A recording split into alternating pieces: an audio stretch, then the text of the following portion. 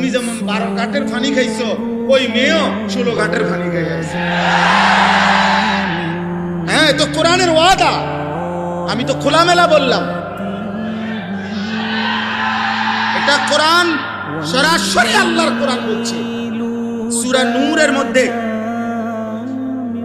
স্পষ্ট আছে, স্পষ্ট।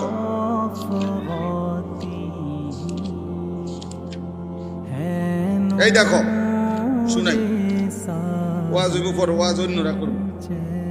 এই যে দেখো, আয-যানি লা ইয়ানকিহু ইল্লা যানিয়াতান আও মুশরিকা, কোরআন শরীফের আয়াত।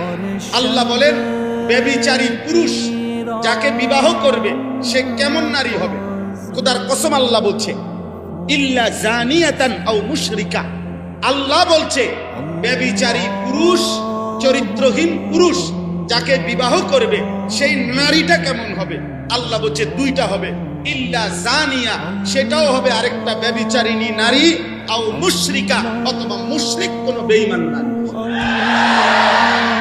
এর বাংলা কোরআন